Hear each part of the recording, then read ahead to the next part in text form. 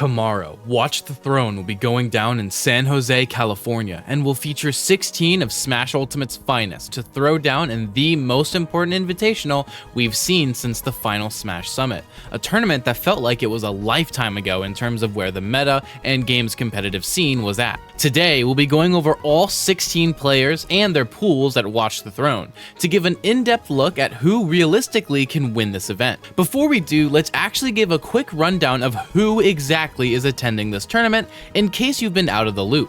I know that a lot of you probably know who all's attending because you're very up to date with the Smash scene and whatnot, but I'm trying to make this video accessible to even the most casual fans, so if you want to skip the background on who qualified and how, skip to the timestamp on your screen now. Alright, let's get into it. Watch the Throne was first revealed to the Smash community 4 months ago with a cinematic trailer which revealed the 8 players that were just being plain invited to compete. No qualifiers, no vote-ins, just a raw invite. These 8 players, in order of their reveal, were MKLeo, Spargo, Light, Tweak, Proto Banham, Acola, Bloom Forever, and Gluttony. On top of this, Watch the Throne also revealed how you could qualify for the event, revealing that the winner of Port Priority 8, the top 2 at Super Smash Con 2023, and the winner of Luminosity Makes Moves Miami 2023 were all going to qualify, unless these spots were taken by someone who was already invited, in which case the highest placing player not already going would qualify. And spoiler alert, this pretty much happened every single time except technically Super Smash Con, which we'll get to later.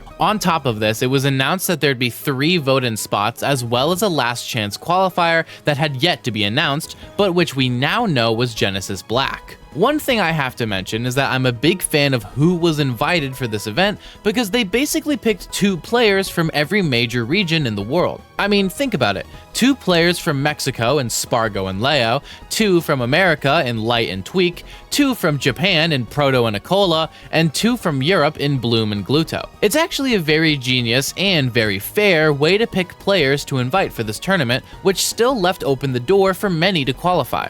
And on that note, let's go over who did qualify, shall we? Super Smash Con 2023 saw Acola win the entire event, who was already going, which means that the 2 spots went to 2nd and 3rd place. 3rd was Miya from Japan, quite expected to qualify, but 2nd place was actually Dabuz, who was in the midst of one of the greatest runs of his entire Ultimate career. I think we can all agree that even if Rosalina and Game & Watch aren't your favorite characters, Miya and Dabuz are definitely welcome additions in terms of top players. The next tournament to go down was Luminosity Makes Moves Miami 2023, and just like SmashCon, the winner was someone who was already invited, this time being Spargo. This meant that the 2nd place finisher, Sonics, got the spot. And honestly, it's good that Sonics got the spot here, because at our next tournament, Port Priority 8, Sonics would win the entire thing, and since he was already qualified, someone else would get a chance. Funnily enough, the 2nd place finisher Miya and 3rd place finisher Acola were both already going, so we had to go all the way back to the 4th place finisher in Ken. Ken had gone on a phenomenal run and had fought Umeki in Losers Quarters. Since the other side of Losers Quarters, Acola and Light, were both already going, everyone knew that this set would decide who would get to go to Watch the Throne. And in the end, Ken did pull it out, qualifying for Watch the Throne and eventually placing 4th after losing to Acola. The last chance qualifier for Watch the Throne actually wasn't announced until voting was already over, but it was decided that Genesis Black would be the fateful tournament. And for this one, we don't have to do any 4th place or 2nd place shenanigans, as Apollo Kage would win the event, defeating hopefuls Zamba and Mudace on the way to a 1st place finish and the final qualifier spot at Watch the Throne. Now, a lot of people will feel really bad for Zamba, as this is one of many times he's barely missed out on qualifying for an invitational event. But don't worry, Zamba fans, there's still a glimmer of hope. Zamba will actually be there at Watch the Throne, but as a stand-in. Basically, if anyone gets sick or otherwise has to cancel at the very last second, Zamba will step in and take their place. Now, being honest, the chances of this happening are pretty slim, but you know, it's still something, and hopefully Zamba can at least enjoy the weekend. But we're still missing a final key part of this puzzle. the vote-ins. The vote-ins were interesting, and I actually made shorts covering them as they happened, but let's go over them quickly. The first player to be voted in was Luis, who, if you didn't know, is just Louis Money with a new tag. Right on his heels, being voted in second was actually Kurama, with 2 players from NorCal being voted in back-to-back. This is actually something I saw people complaining about quite a bit, but I don't think either of these players are bad inclusions by any means. The last vote was a bit more contentious and was an extremely close race between Tarek, the German Greninja, WebJP, the New Jersey Sheik, and Tadekotori, the Japanese Little Mac who was being heavily supported by Peanut and his community on YouTube. In fact, many will theorize that the anonymous donor Little Mac fan who donated thousands of dollars toward Tadekotori's campaign was actually Peanut under an alias, but no one actually has any proof for that, I believe. These 3 players all had a very close race, with Tadekotori having a dominant lead for the majority of it. But in the last day, Tarek made a big push and managed to overtake Tadekotori, and for a while it looked like he would take the final spot. But in the very last minute possible, WebJP swept forward and beat Tarek in the votes right as they closed by a very tiny amount, barely winning the spot and being the final vote-in for Watch the Throne. And if you feel bad for Tarek, don't worry, this story has a bit of a silver lining, although at a cost. Proto Banham, one of the original invites for the event, sadly had to cancel and back out due to medical reasons. On a personal note, this makes me so sad. I miss Proto Banham like people used to miss Leo's Joker. Proto is quite literally my favorite player. I need my GOAT back, and soon. Anyways, to fill Proto's empty spot, Tarek was officially invited, becoming our 16th and final player for Watch the Throne. By the way, in case you're wondering, like I said earlier, this voting happened before the last chance qualifier, which is why Tarek was given the spot instead of Zamba. Kinda makes me wonder if they didn't consider inviting Tadekotori as a stand-in like they did for Zamba, but I suppose flying someone from Japan for just a stand-in is a lot more to ask for than flying Zamba, who is in the States. Now we have our final roster, the 16 players at Watch the Throne who will all be throwing down for their chance to win one of the last majors of the ranking season. And while plans did go a bit off the rails, we still managed to end up with 16 players, the list of them all being, listed alphabetically, Acola, Apollo Kage, Bloom Forever, DeBuzz, Gluttony, Ken, Kurama, Light, Luis, Miya, MK Leo, Spargo, Sonics, Tarek, Tweak, and WebJP. That's all of our players, and as a fun fact, Ken and Sonics are the only 2 players at this entire event who play the same character. The fact that we have such a unique character pool this late in the game is something I think Ultimate players take for granted a lot of the time, especially compared to other games. Either way, it's now time for us to theorize about who will win Watch the Throne, and to help us is the fact that the pools for the tournament were revealed recently on Tweak Talks. There are 4 pools with 4 players in each of them, and we're going to assume that Watch the Throne's bracket will work exactly like Summit's used to, with pools resulting in a gauntlet which will culminate in 8 players starting final bracket from winners and 8 starting from losers. We're going to go over pools, seeing which players will likely emerge from where, and speculate final bracket from there. Let's get started with Pool A. Pool A consists of Acola, Tweak, Kurama, and Bloom Forever. On the screen now is the head-to-head for each of these players, courtesy of Darknut Stat, although this is the one part of this graphic that does have a little bit of an error, which I'll go ahead and clarify now. The records of Acola versus Tweak and Kurama are a bit mixed up, but the correct one is the one at the top, with Acola being 4-0 versus Tweak and 3-0 versus Kurama. It seems that the Acola record on Tweak's and Kurama's rows were accidentally swapped. That's the only error on the whole graphic for all 4 pools as far as I'm aware, but I did want to take a moment to clarify. Acola is the top seed of the pool, and for good reason. With dominant records over Tweak and Kurama, including a victory over Tweak at the last Smash Summit, it seems inevitable that Acola will sweep this pool. However, there is one factor here that the uninformed may overlook, and that is Bloom Forever. Bloom is somewhat unanimously considered to be the best Bayonetta main in the world, and is the only player in this pool to have never fought any of the other 3 players. While you may be quick to write off Bloom, it's worth noting that Acola's record against Bayonetta players is troubling to say the least. Acola has a losing record versus Japan's best Bayonetta, Tama P. Daifuku, but it's worth noting that they've only fought at 1 tournament. Tama P. Daifuku defeated Acola in winners finals, lost in grands, but then won the reset to win the tournament over Acola. If you've never never heard of this happening, it's probably because this was just a local that didn't count for rankings, but it's worth noting anyways. On the same note is Acola's record against Japan's second best bayo, Nizamamo. While Nizamamo has never beaten Acola, he's also always taken games off of him,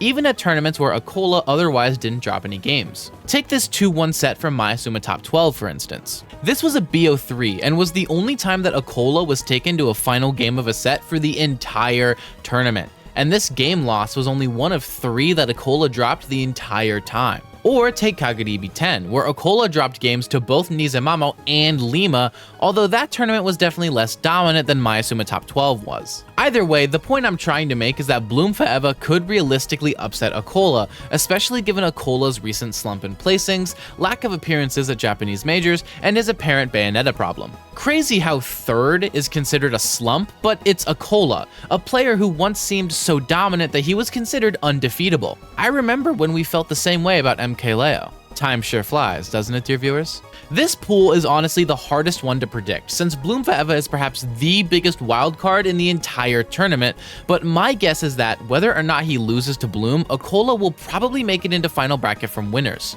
The second one to make it into winners will probably be either Tweak or Bloom, and I think the set versus the two of them will be the most important one for the overall bracket. Kurama, while really good, sadly just doesn't have a great record against Tweak or Acola, so he's probably not going to make it out from winners. For the question of Tweak versus Bloom, I'm gonna kinda lean more towards Tweak since he's been playing for longer and is considered to be the better player. My final predictions for Pool A is Acola and Tweak making it out from winners, and Kurama and Bloom making it out from losers. Pool B consists of Sonics, Ken, MK Leo, and Luis. And yes, they put both Sonics in the same pool together along with MK Leo. Let's talk about a few things of note. First things first is that it really feels like Leo is kinda getting screwed over. I mean, again, it's seeding and no player is given special exceptions based on matchups, but wow. Both Sonics, the worst matchup for both Joker and Byleth.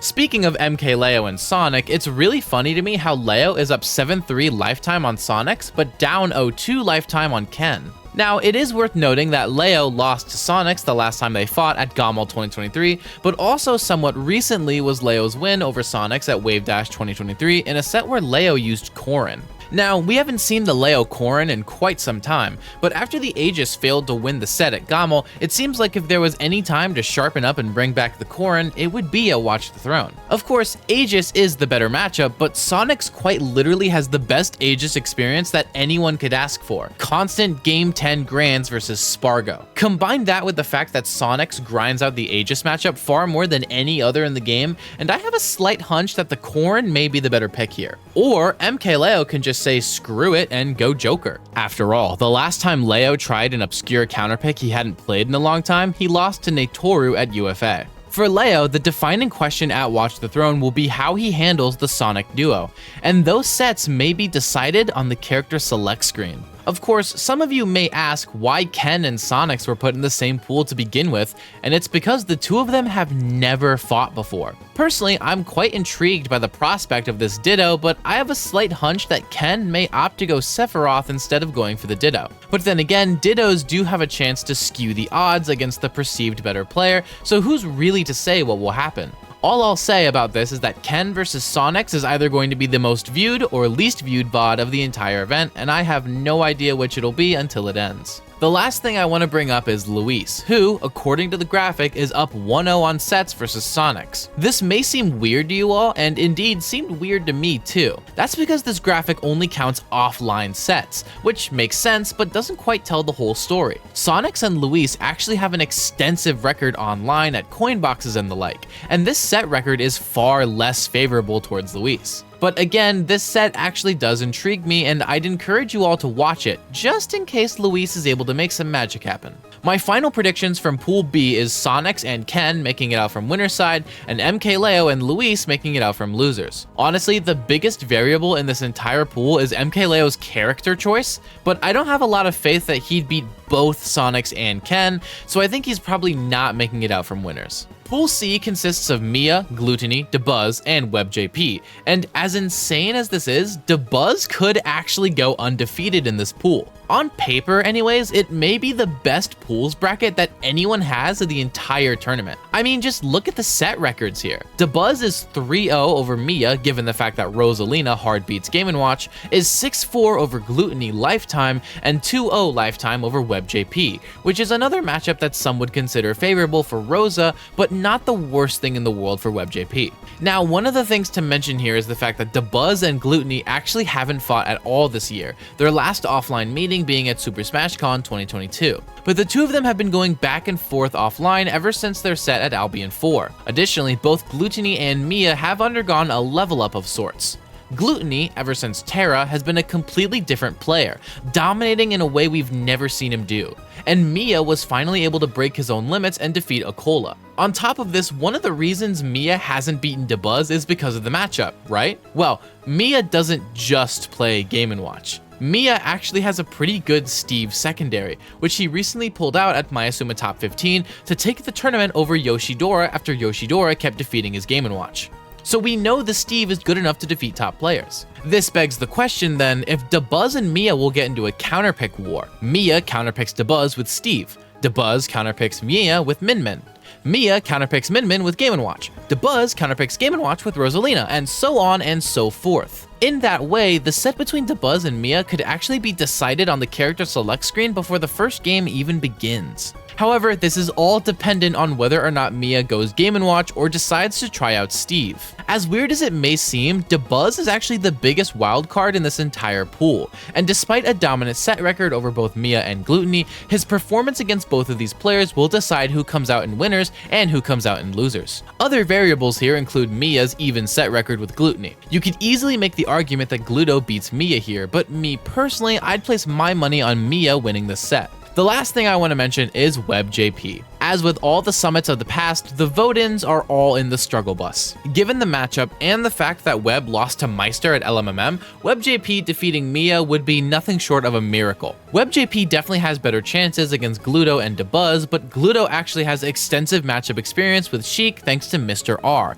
experience that has been built over years of playing together across many different games. So, weird as this seems, WebJP's best chance may actually be against Dabuz, who is the only player he's played before and has an 0-2 record against. It's a rough bracket, to be sure, but Web has surprised us in the past before, and I won't be counting him out. My final prediction for this pool is Miya for sure making it out winner's side. The big question is whether or not Dabuz or Gluttony will be the second player making it out from winners. For now, I'm actually kinda leaning more towards Gluttony given his recent level up, meaning that I predict Dabuz and WebJP will make it out from losers. The final pool, Pool D, consists of Spargo, Light, Apollo Kage, and Tarek. And out of every pool at this tournament, this is the one I'm most excited for. It has the most banger sets, as well as maybe being the most even pool in the entire event. I mean, looking at it, there's only one positive set record, Spargo's over Apollo Kage. But let's go over this pool in a little more depth. Spargo and Light are dead even in set record, being 5-5. However, not only did Light take their last set at Rewired Fest, it was a dominant 3-0. Also, it's extremely hard not to bring up the fact that Spargo's been in a little bit of a slump lately, his last major appearance being Port Priority 8, where he massively underperformed, placing 17th. We haven't seen Spargo at a major since then, so it's unclear whether or not he's still in this slump,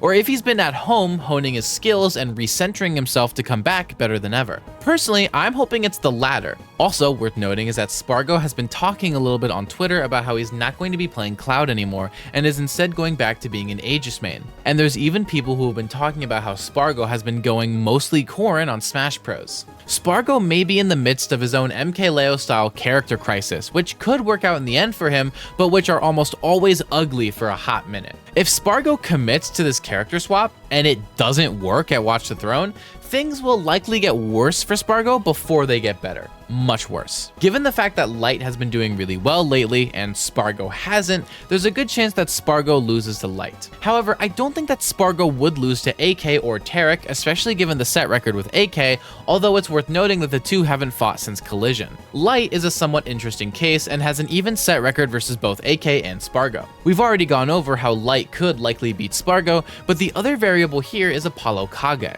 AK actually defeated Light the last time they fought at LMMM 2023, a huge upset when it happened. Although there's no knowing whether or not this is going to be repeated or not. Apollo Kage is likely the biggest variable in this pool, the biggest wild card. If he defeats Tarek and repeats his upset over Light, he'd make it out on winner's side. In this way, Light versus AK will likely be the most important set of the pool in terms of overall repercussions on the final bracket. Lastly, we have to mention Tarek. Tarek is really good, don't get me wrong, but I don't think he could defeat Light or Spargo. Trust me though, I'd love for him to prove me wrong there. Lastly, Snake is actually supposed to be one of Greninja's worst matchups, so his odds there aren't great. My final predictions for Pool D is that Spargo and Light will make it out of Pool's winner's side, as even if Spargo loses to Light, I don't see him losing to Tarek or AK. This means that I predict AK and Tarek making it out of Pools on loser's side, but again, this is all dependent on whether or not AK beats Light, which would flip the script on its head. That means we've now gone over every single pool, and now it's time for me to talk about final bracket. If all of my predictions are correct, which, let's be real, they won't be,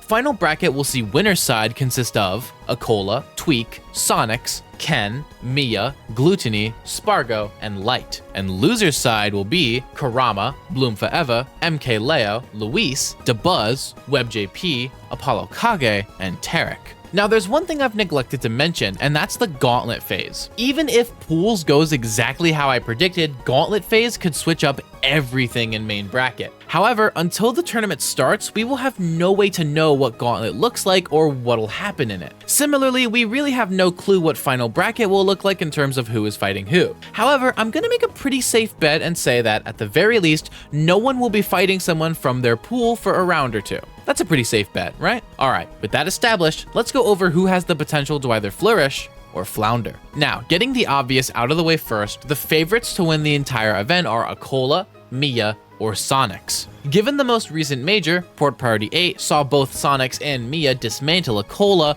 most people are betting on either Miya or Sonics to take home the entire event. Spargo could also be in that running, but again, given his recent slump, there's some room for debate. But here's where things could actually look up for Spargo. Spargo's main problems are his early losses. Think of his performance at Super Smash Con 2023, where he lost to Lai, the Japanese Corrin, and Aaron, the US Diddy. However, here at Watch the Throne, there are no early losses, in a way. Spargo doesn't have to worry about losing to an unranked or unknown player because everyone here is a top player. A top player that Spargo has no doubt been preparing for. Spargo, and his case for best in the world, has always been built upon his strong head-to-head record against the other contenders. Spargo has dominant records on Sonics, Acola, and Miya. It's just that his biggest problem is reaching them first. Here at Watch the Throne, Spargo has a much greater chance of success because he'll basically only be fighting these top players, which he succeeds against so well. You could even make the argument that Spargo actually has a better chance of winning an invitational like this than he does regular majors. That is, if he makes it out on winner's side. As long as he does, I actually think Spargo has a really good chance of winning the event since he's only going to be fighting top players. One more player that could potentially win the event is Gluttony if he gets a little bit lucky. Gluttony has a pretty good recent record against players like Spargo, as well as being even versus Miya. But the problem is, if Gluttony gets matched up versus Sonics or Ken, he might be doomed. Not to mention Acola's Steve, another unfavorable matchup for Wario. But as long as he can get a little bit of bracket luck, I could see Gluttony winning the whole thing. The last two players I predicted entering from winners were Light and Tweak. Just like Gluttony, Light needs a little bit of bracket luck, this time needing to avoid the dynamic duo of Acola and Miya from Japan. Both Steve and Game & Watch have proven to be a disastrous matchup for Light, although it is worth noting that Light could maybe beat Acola, but I don't think there's any way Light beats Miya. As long as he avoids those two though, Light could absolutely dismantle Ken, Sonics, and Spargo. Tweak, on the other hand, doesn't actually have any disaster matchups in this winner's side other than Light, but Light and Tweak go even with one another quite often. Especially if Tweak isn't afraid to pull out the Sephiroth versus Miya or Acola, Tweak actually has a pretty good chance to make a great winner's run. For Tweak, winning is not a question of matchups or bracket luck, but whether or not he as a player can defeat the competition. We've seen from tournaments like Terra that Tweak is capable of it, but let me tell you, it'll truly be an uphill battle if Tweak is looking to take the throne for himself.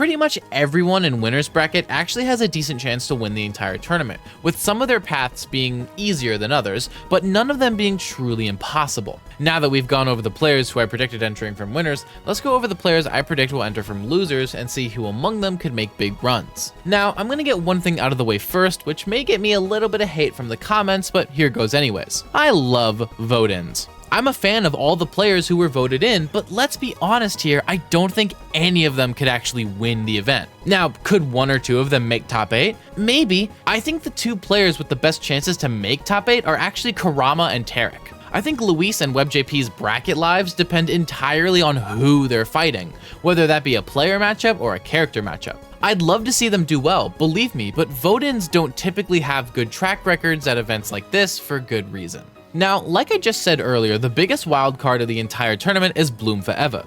We know Bloom is capable of beating players like Gluttony, and I think Bloom has a really good chance to make top 8 depending on who he's fighting, but beyond that, I don't think there's a person alive who could truly predict how far Bloom could go. The last 3 players and losers we haven't gone over are MKLeo, Dabuz, and Apollo Kage. I actually think, of these 3, the one most likely to make an insane run is actually Dabuz. I mean, after all, Dabuz has a good chance to not be in losers in the first place, so I think Dabuz is most likely to make a big run to top 8, and beyond. Apollo Kage, while really good, can sometimes be inconsistent. Think of Summit, where Apollo Kage will just casually 3-0 MKLeo and defeat Gluto before going Game 5 versus Hungrybox. I mean, truly, AK might be the second biggest wildcard of the tournament, but I truly do have faith that AK could make top 8 as long as he can lock in. MKLeo. Where do I start with MKLeo? Let me start by saying that I'd love nothing more than for MKLeo to win the entire tournament with no games dropped, but those days are gone, and we truly live in a different time now. MKLeo has a good chance to make top 8, but I believe it's entirely dependent on who he fights. If he fights someone like Kurama or Dabuz or Tarek, then yeah, he's absolutely going far. And honestly, if we put everyone I predicted to be in losers and put them all in a round robin bracket, I think that MKLeo probably wins versus almost anyone starting in losers. But there's always a chance that MKLeo slips up and places last. Of course, someone could accidentally trigger their Leo sleeper agent and all of a sudden we're back in 2019, but I think Leo is likely going to place somewhere in the 13th to 7th range. Again, I'd love to be proven wrong, but it's truly hard to keep up hope. What can I say about Watch the Throne that hasn't been said already? It's stacked, it's insane, it's a return to invitationals after Summit shut down. It's one of the last majors of the season, and it's one of the most important tournaments of the season, as it's the last chance for any player to make their case for number 1. Tomorrow, it will begin. And by the end of this tournament, this video could be proven entirely irrelevant, or be proof that Apollo has gifted me prophecy. Either way, I hope to look back at this video and smirk, as we had no idea what was coming. And I hope that when I do, you'll be there with me, with the memories from what will no doubt be a banger tourney. I hope. That's going to be it for today's video. Before I go, shout out to my patrons Seth Laster, FireSkull333, and my tier 2 patrons Iltis and Diamond Blaze. Additionally, shout out my YouTube members Stormtrooper, Lokosoko, Diarrhea, Dcho Jr., Defective, Orangabang, and my tier 2 members Mike G and Wu-Tang Forever. Additionally, extra special shout out to my tier 3 patron Ocean Man, who says, Mr. Mice is sorry for playing Min Min. If you want to support me using any of these methods, links are in the description below. Tomorrow, I'll be covering Sunrise 2023. But until then, I've been Mr. Mice, and thank you all so very much for watching.